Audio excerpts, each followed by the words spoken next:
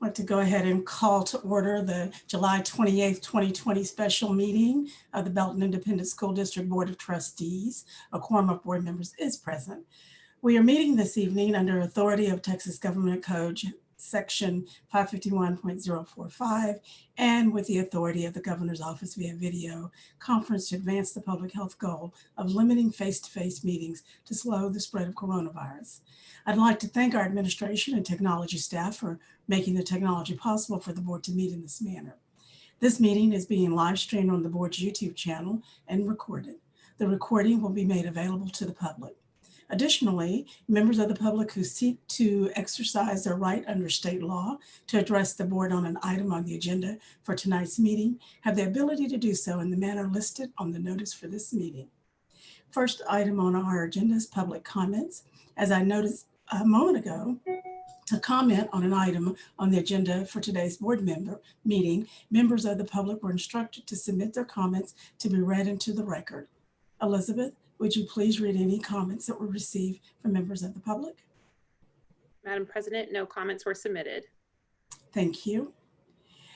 We have two items on our agenda for tonight's special meeting. I would remind the board that as we are taking action, if we take action, please remember to raise your hand to signify your vote. The first item on our agenda is to consider, discuss, and take appropriate action regarding adjustments to the 2021 school year calendar. Madam President, members of the board, I want to thank you all for meeting tonight in this special meeting.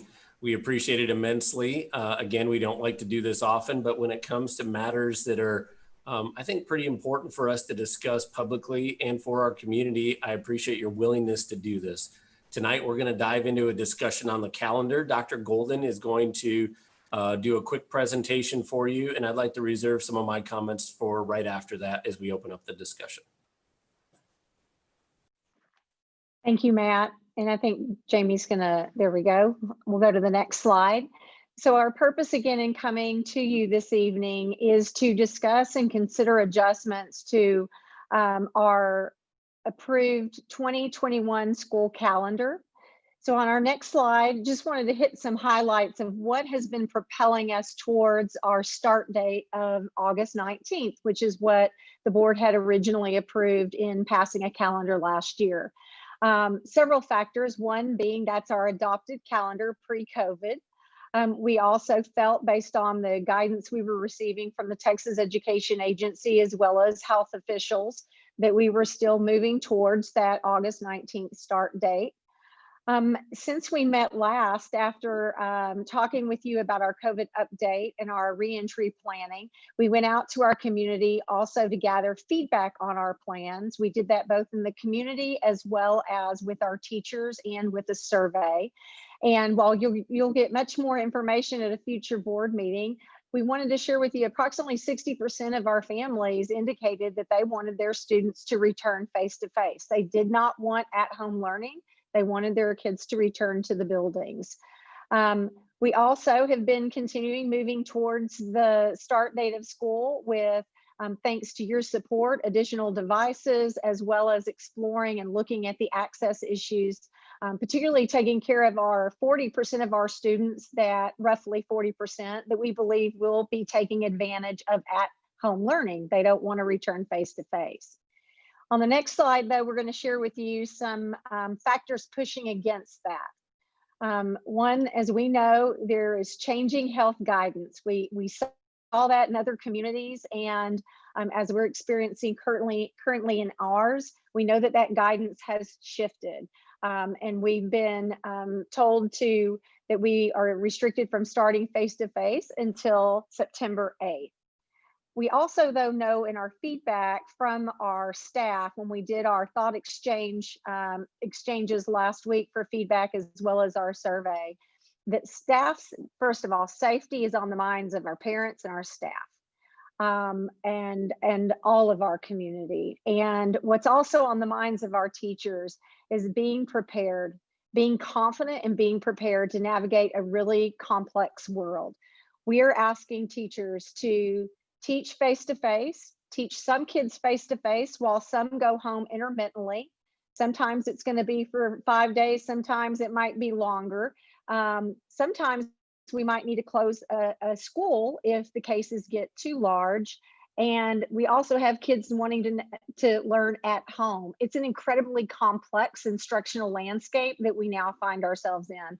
And so our teachers recognize that. We certainly recognize that. And they have a strong desire for having adequate prep time in order to really be able to provide exceptional learning experiences for our students.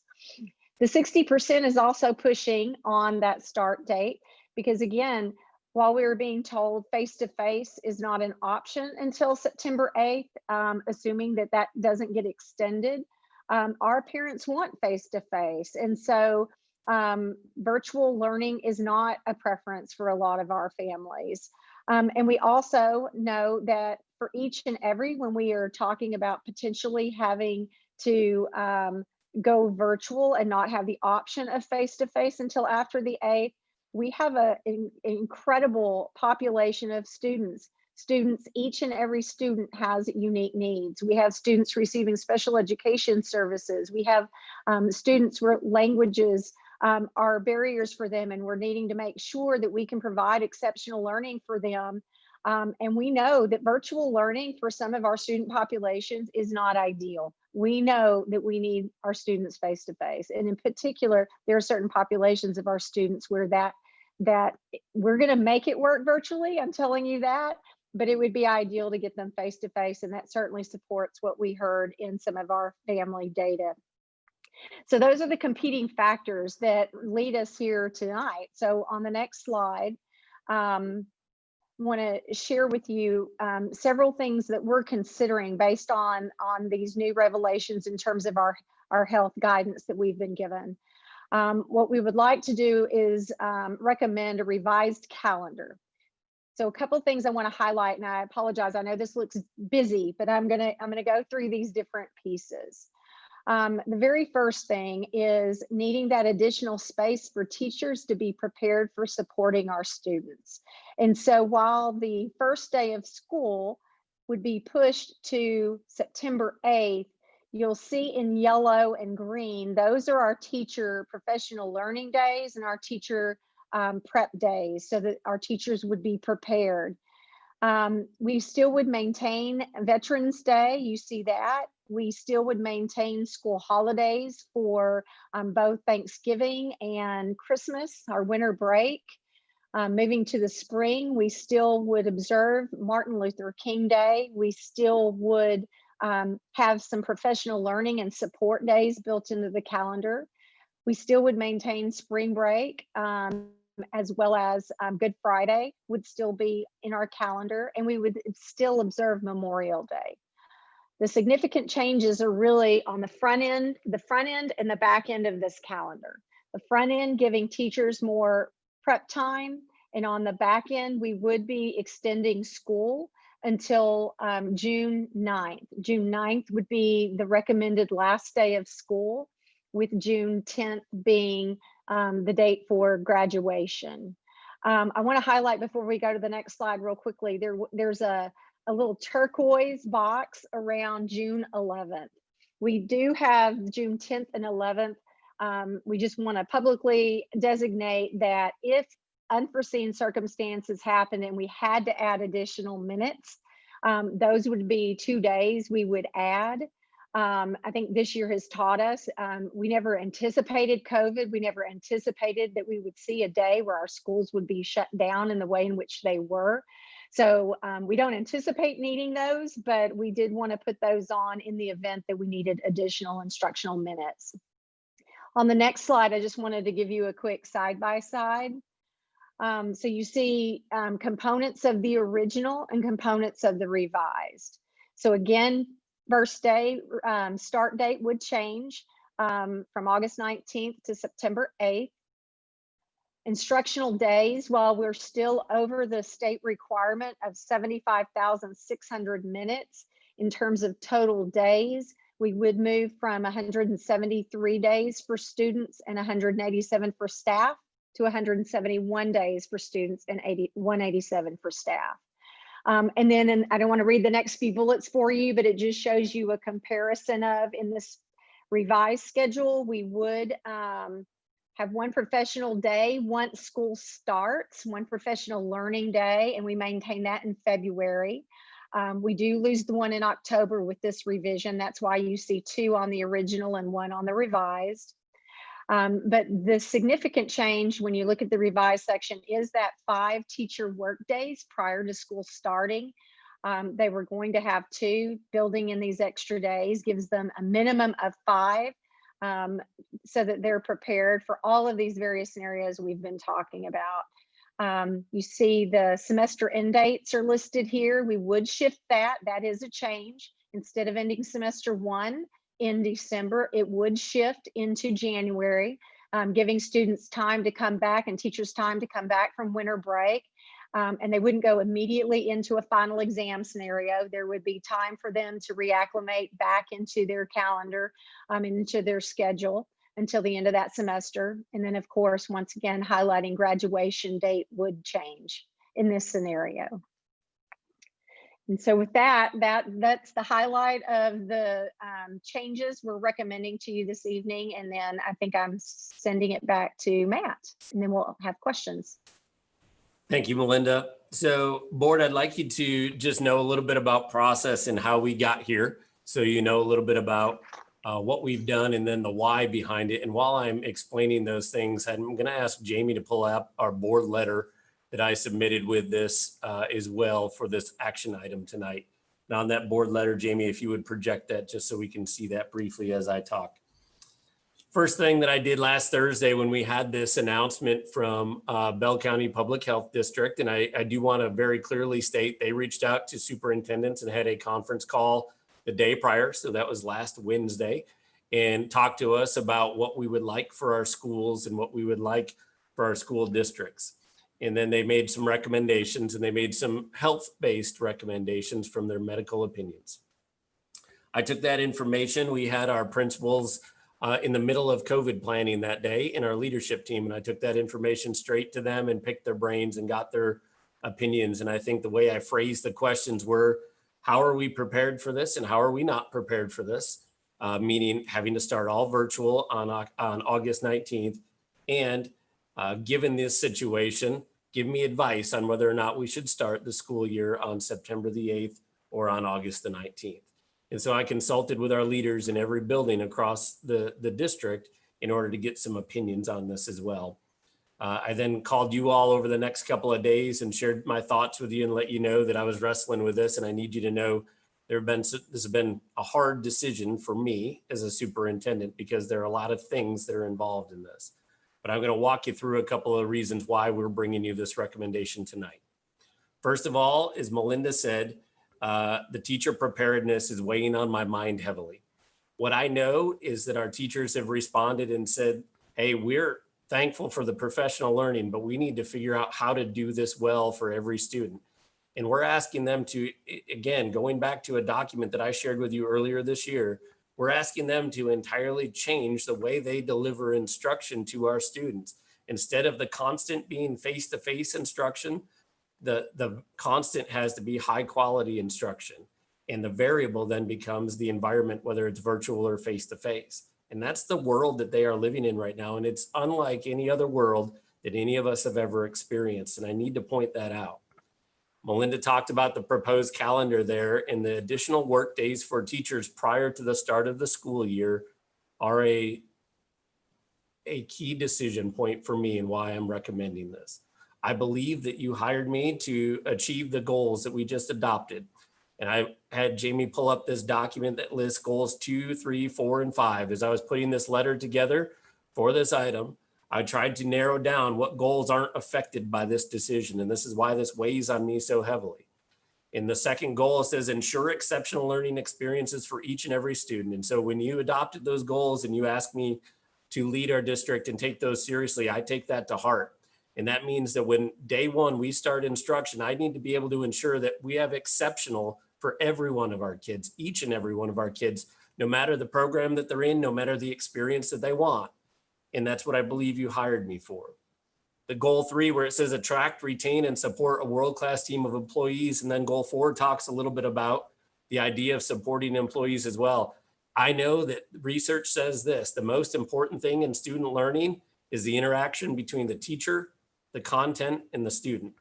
And if I don't have teachers that feel well prepared and trained in order to make sure that they can do what's right for kids, we won't have exceptional learning for those students. That last one, maximize our use of resources for both current priorities and plans for the future. Sometimes we think of resources only in monetary sense or building sense, but resources also include calendars and schedules and the way we do business. And in order to maximize how we use our tools in our district for the benefit of kids, that weighed on me heavily. The next reason in all of this, so sticking to those goals is one of the big reasons why I'm recommending this tonight. The next reason is Bell County Public Health District issued guidance for us in an order for us on Thursday of last week. And I want to reiterate, Thursday of last week. And during this time, we were under the impression, as districts were throughout the state, that this would be an order that we would have to follow through with.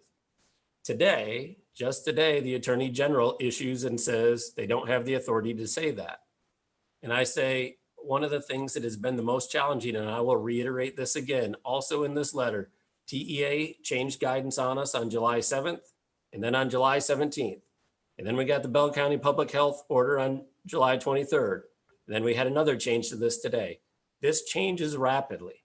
And I need people to know and understand that in changing guidance, we have certain things that we have to adhere to and certain things that are guidance for us. As of 3 o'clock today, what was it, about 11 o'clock today, we thought we had to adhere to a virtual order for the beginning of school. As the superintendent, though, that order from the Bell County Public Health District resonates with me, because I think that the majority of us on a regular basis rely on doctors' opinions to make our lives better. We ask them about health and safety in our own lives on a regular basis. Whether or not they have authority over school districts isn't a debate that I want to get into tonight, but I will say this: we have a positive relationship with Bell County Public Health District. They reached out to superintendents and we talked through many of our concerns as superintendents ahead of time. And I respect their guidance as medical professionals in all of this.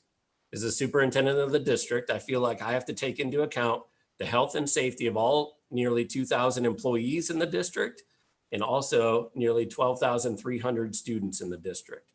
And while I believe that I, on a regular basis, do that, I also appreciate guidance from authorities in the medical field on situations like this. And so while things changed, and while an Attorney General opinion today negated some of what they said, I don't want to underestimate the value of the opinion of medical professionals in our county that live here as well. And I think it's important for us to point that out. If I take all politics out of all of this, we have guidance from medical authorities that were provided to us as school leaders that I needed to consider as well. The next piece that I wanted to share with you is the that idea of each and every student. So as we are making decisions on this calendar, one of the things that resonated the most with me is that we have some students that need us to be at our best every day. And if I feel like our teachers aren't going to be able to be at their best, or our administrators aren't going to be able to be at their best, or our system is not going to be able to be at our best, I don't think that we're serving our students the way we need to serve them. So that idea of each and every student that I talk about often, I take that to heart. And that means our population of our students in life skills type classrooms, in our English learners, in our many other populations. But the other thing that I will say is it also includes our students who are in extracurricular activities. It includes our students that are participating in clubs and sports, and we have various guidance that we have to follow for all of those groups of students as well. And so in all of this, there are so many factors that are weighing into this that I feel like the best recommendation I can make to you as the superintendent is that we start school on September the 8th. I believe our staff will be better prepared. I believe our students will have a better experience. And I don't believe that it will negatively impact our school district in ways that I would be worried about otherwise. And so with that, I open up to you for questions and comments on presentation and thoughts. So Dr. Smith, just to clarify, when you say start school September 8th, you're talking virtually and in person, is that correct? Yes, ma'am. The official start date of school would be September the 8th if this revised calendar is adopted tonight. Okay, and so we know that we've been virtual or online since March, since right after spring break. Are there things that we did during that 2-month period where we ended the school year that we could utilize to perhaps offer some type of virtual experience prior to September 8th, just to engage students prior to September 8th? So there are a couple of things that I will say on that. We heard it loud and clear from our community that they did not want a repeat of the spring. I'm proud of the work that we produced in the spring. And I think districts around the state were in that exact same boat. But we know that a virtual experience for kids needs to look entirely different when it comes to instruction. And a lot of that revolves around the interaction between the teacher and the student. While a lot of the learning that happened in the spring was guided by parents in the home, one of the things that we heard is that we needed to have more interaction with students and teachers. I believe that we can provide resources and support for families on a interim basis from August 19th until September the 8th to allow families to engage in learning with their students. But the official day of instruction, the first day of instruction that we are proposing with you tonight in this calendar is actually September the 8th. But again, I do believe that we could provide resources for families to engage in some learning at home between now and this time. Thank you. Does the board have any other questions, discussion? Manuel? Yeah, Matt, could you elaborate, and maybe Melinda can address this? You both mentioned that the need for postponing things to September 8th is due in part to additional instruction. Can you elaborate on the additional instruction that teachers are going to have to kind of prepare for things? And I'm assuming that we're also, Melinda, you mentioned this, what if we have to close a school down, close a campus down, for example? Are we going to have some instruction on what would happen under that scenario? Is that what you're talking about also? So a couple of things. I'm going to have Melinda and Deanna jump in a little bit on the professional learning that you're referring to for teachers. But one of the things I want to also point out, Manuel, is in Melinda's presentation, she talked about teacher work days. One of the things that I think we need to be able to give teachers between now and the start of school is increased time to be able to process the learning that they're going through and to be able to figure things out and how it applies to their classroom. I know as a former teacher, one of the toughest things that I had was this idea of professional learning and then going and turning it around so quickly into my classroom. In this time right now, when we're asking people to actually teach and instruct virtually and do it different than they really ever have in the past, having them have time to actually process that and put that to get their systems in place for the classroom interactions virtually, I think is really important. So I'm going to let Melinda, I'm going to turn over to Melinda and then Deanna to talk a little bit about the learning that would take place specifically on that. Well, I know that our campus leaders and district leaders, as Matt mentioned, have been like today we've been engaging in professional learning for leaders and how do leaders lead through times like this. And so I'm incredibly proud of people coming together, the incredible attitude, the can-do attitude, really connecting to why they do this in the first place and how that why is going to lead through supporting our staff as they come back to work and they get back to designing incredible work for our students. Deanna and her team have been working on professional learning plans for teachers returning and supporting campus principals. Principals have submitted those plans that they've been working on, and she can speak to some of the details of those plans. Hi, so yes, our new teachers are slated to begin on August 3rd and 4th when we have designed learning to support new teachers to Belton ISD, not just new to the profession, but to begin to get them acquainted with some of our practices, some of the language that we use, the support systems and platforms that we use. And then on August 5th, all teachers are returning. And so we've designed learning focused on not only using and strengthening our curriculum knowledge and our practices and our reading strategies and our following our TEKS changes in TEKS and modifications throughout the year for our curriculum documents. But then I just really want to emphasize the power when the teachers come back together and they start to collaborate, and there's built-in time for that, not only in the days that we allotted in the original calendar, but then we know that teachers, many will use this additional time to collaborate with another. They're already starting to share how they plan to utilize, platforms, online instruction, reaching out to students who are at home, and just really solidifying those practices to support student learning. So I just want to, I have another question. So, but for the health district and their order, we would have been starting school August the 19th, a few days ago, based on what we knew a few days ago.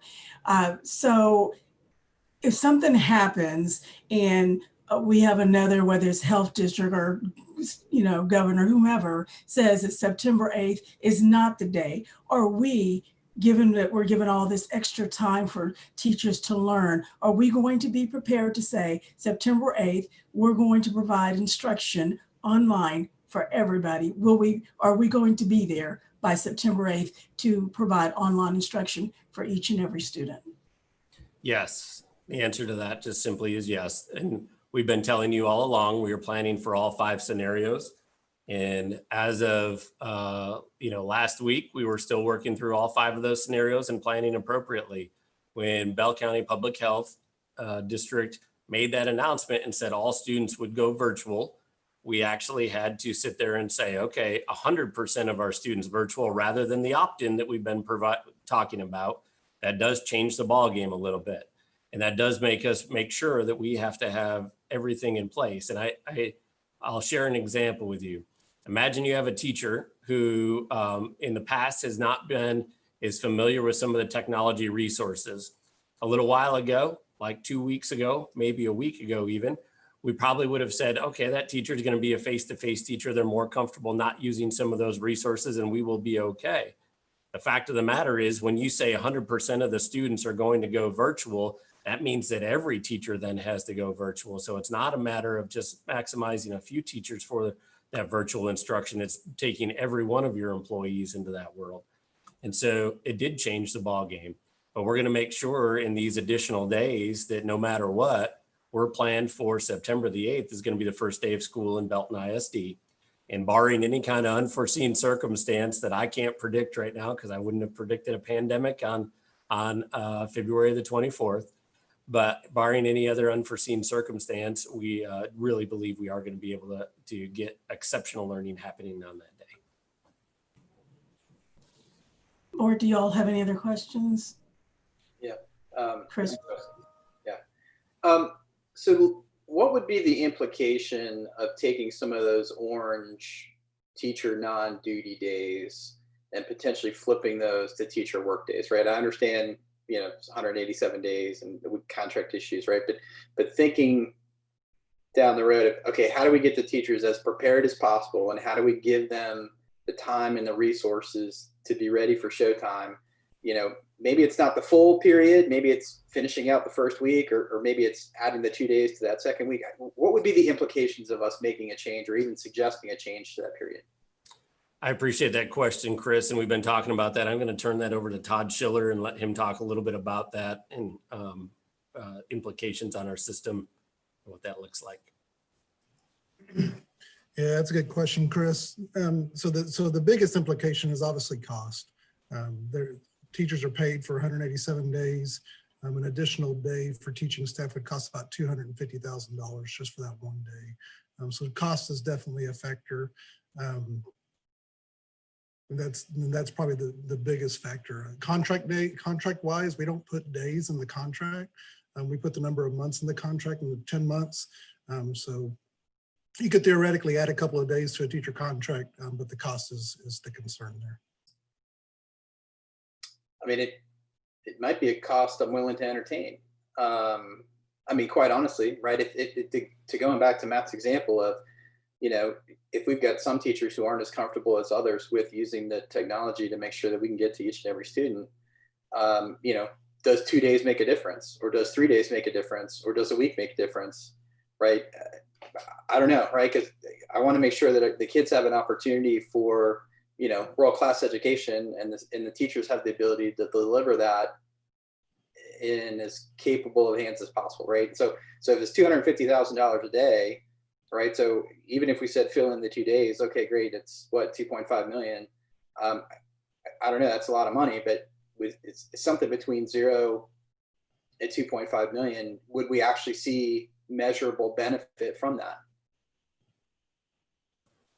I think that question is a perfect one. The measurable benefit is the toughest part, because here's what we heard in our feedback from teachers is that they don't feel as prepared as they need to be. And I think if you read any article in any business that's opening up after COVID, every article that I've seen is everybody doesn't feel quite as prepared as they feel like they need to be.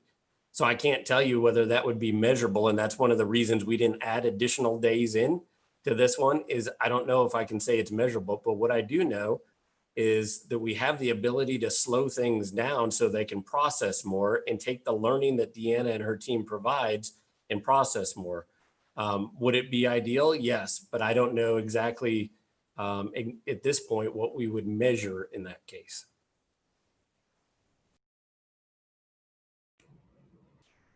Have you all gotten any feedback from teachers and just in support of this calendar? They are aware of this proposal, and just anything that you all could share from that standpoint.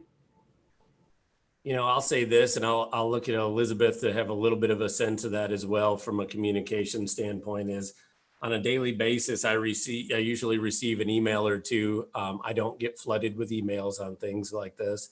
I have received, before the announcement even came out, a request that we consider starting school after Labor Day, so teachers felt more prepared. And I have heard that in the teacher Zooms and in feedback sessions that we've held. But as far as emails that I've gotten, that's the only one that I can think of off the top of my head. And I would echo what Dr. Smith shared, Madam President, that it was a feedback point, you know, last week when we were engaging in those Zoom thought exchange opportunities with both our community and our parents, as well as our teachers. It was an idea that was suggested in several different formats that we consider starting the school year a little bit later. I would also say that I kind of flipping that around, been a little bit surprised that since the directive was issued on Thursday and we released a video from Matt on Friday and shared that through email, that we haven't received a great deal of feedback. I think in a lot of ways it was kind of, I wouldn't want to say expected, but maybe it was just added to the continual conversation of changing guidance. I know our community feels the same way we do, of what's next, right? Who's going to say what next?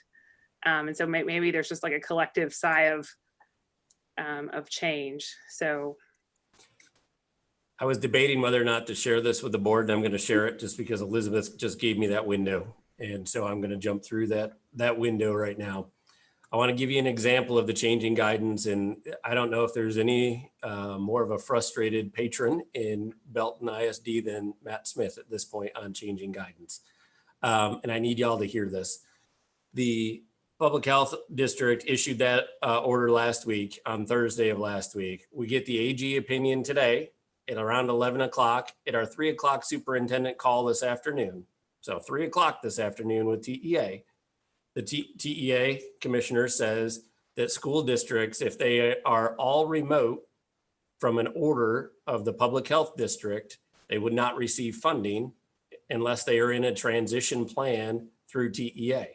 So by the Attorney General making that ruling today at 11 o'clock, it changes the way school districts have to think about funding in their entry plan. And we get that announcement at 3 o'clock today. And then we're expected to turn that around so quickly. So to the community point, we are tired. We are extremely tired of the changing guidance and all of this. And I want to do what's best for kids. And I believe what's best for kids is getting them in front of our teachers. We want to see that. And I want to make sure our teachers are well prepared. And if something happens, and we have to be all virtual on September the 8th, I want to make sure our teachers are well prepared to take care of our kids then too. So sorry, I got on a soapbox for a second. I was trying not to say that, but Elizabeth opened that door for me. I'm just going to take this opportunity right now to thank every one of you and all that you're doing. I think your whole board is in unison on this, and that we appreciate you, support you, and we think you're doing a phenomenal job. We know how hard and stressful it is because we're confused too, and we know that we've got good people at manning the ship. So thank you so much. Mr. Taggart. I just want to express, my opinion on this, knowing some of you as well as I do on the leadership team and having conversations with many of you. And Matt, this is why we hired you, because of our trust level and our belief in you. Nobody is crossing every T and dotting every I any better than you guys are. And so if this is the schedule that you guys, after hours and hours of gut-wrenching deliberation, if this is the plan that you guys believe in and want, that's enough for me, and I'm going to support it 100% because we believe in you guys, and I'm going to back you on this because this is what y'all did with a lot of thought, kid-centered thought, employee-centered thought. Believe me, I believe in this plan 100%. Thank you, Mr. Taggart. Mr. Floor.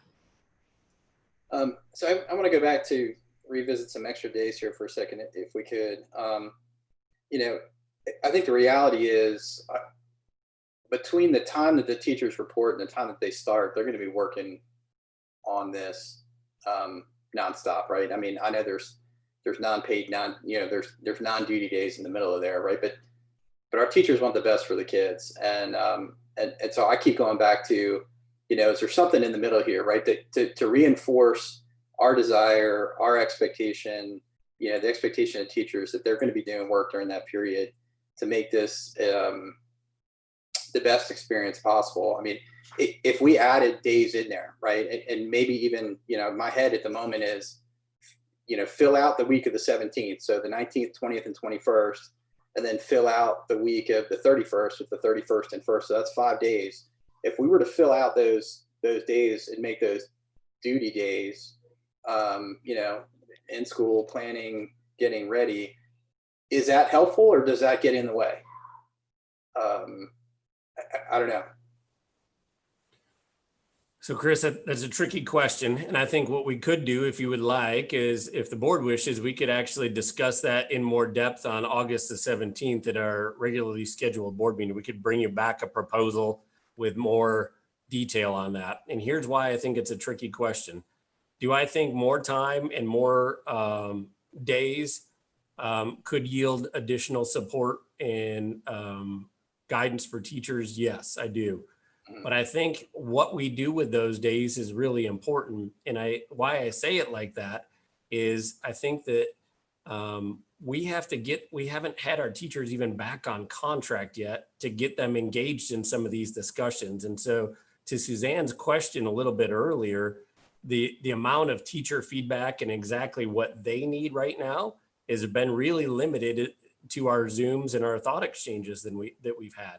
And so what I would like to do is at least be able to talk to people and talk to our team and make a proposal for you all to consider. But I think that it's a really tricky question because I also don't want to just add days where our teachers might not feel that they're necessary either. And so I want to make a thoughtful proposal to you on that. Yeah, I mean, I don't want to add unnecessary days either, right? And it would certainly come at a cost, right? Because what I just went through is probably like $1.25 million, right? Yeah. So 1.25. And so, but what we're trying to do, right? What we said the mission is deliver an exceptional education. We are transforming the way that we potentially deliver, not just this year, right? But utilizing things that we are going to do, making an investment for the future. And I hate that, usually I'm the one trying to, pinch some pennies here, right? But if this is the opportunity and we're going to leverage the opportunity, we have to look at this as an investment. And so I would love to see us look at that, but only if we feel like the return for the investment is there, right? You know me well enough to know I appreciate that mindset is that when you have an opportunity, let's take it and do great things for kids. And so we'll study that, and I appreciate your input on that. I mean, other than that, I mean, I'm not going to push back on the calendar. I mean, I think it's an unfortunate need. We've got to go with it. So, yeah. So Hey, it sounds, go ahead, Ty. Thing, you know, being a former teacher and being married to a teacher for 26 years, we go to work weeks before the day the doors open on a campus. And so I don't doubt that these teachers are going to be doing their due diligence and working behind the scenes to make sure that they're at their utmost prepared for this. It's not just something that this COVID situation is going to invent. That these people are in their classrooms weeks before school ever starts. So I don't know that adding the days is going to make that big of a difference, in my opinion. Yeah, I mean, I hope me saying that though isn't taken as I don't support what you just said, right? Because I believe that that's absolutely the case, right? I mean, you don't get into teaching because you know, because you want to slack off in the non duty time. Like I've got every faith that the majority of our teachers are working now, right? Even before they report. To do the best thing for our kids, right? So that's not it at all, and so I hope it's not interpreted that way. You know, it really is just about is there a strategic investment we can make? Is now the time to do it, to take that one step further? That's all it's about. I've got complete faith in the staff and what they're doing even today. So it sounds like we could possibly go ahead and get to where we can take some action on the calendar overall with the addendum or the idea that we would look at the actual days, additional, to see if that's possible, professional days. But the calendar itself, it sounds to me like we can possibly go ahead and take action on that. Yes, Okay, ma'am, I that would see be, head that we shaking. would prefer that. So at this point, I would ask that someone make a motion to accept the recommendation of the administration. I see Mr. Taggart. There's a second by Mr. Alcozer. All in favor, please raise your hand. That is all of us. Thank you. That was very good discussion. Let's move on to our second item, and that's going to talk about the local health authority control over public health schools. Dr. Madam Smith. President, members of the board, we put this as a placeholder on this agenda because we posted 72 hours in advance, and we had a suspicion that some guidance may change along the way, and we wanted to be able to talk about it if it changed. I think we've covered that changing guidance through the Attorney General in the previous statement, and I don't think there's anything that we have to take action on or discuss on item number 2 unless it is your will. Any further discussion? Well, I do want to make sure that some very good points were pulled out of this particular meeting, and that is regardless of whether whoever is, dispensing the order, September the 8th, we're going to start school in Belton ISD. That whether it be virtual, 100%, or if it's face-to-face and virtual, September the 8th, parents, get your backpacks or not. We'll see, or get your school supplies or not, but make sure your internet is ready. September 8th is our day. And that's key because parents did not know. Parents have been asking, when does my child start school? When do I need to get ready? September the 8th is your day, virtual or in person or a combination, September the 8th. Any further discussion? Doesn't look like any. 5:43. No further discussion. We are adjourned. Thank you, guys.